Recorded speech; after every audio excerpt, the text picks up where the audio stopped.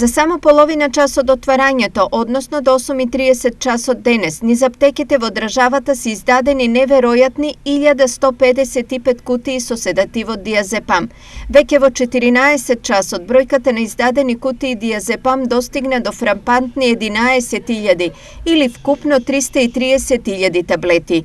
Податоците се официјални и преземени од апликацијата Мој термин, а нив на својот Facebook профил ги потенцираше Ненад Лазаров од Асоцијацијата на специјализанти и млади лекари.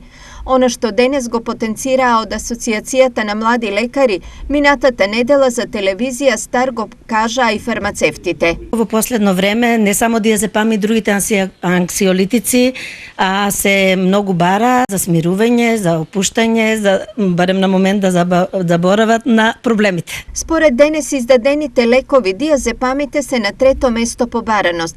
На прво место во 8:30 часот биле лековите од групата на еналаприли за лекување на висок крвен притисок, а втори се метформините за дијабетес.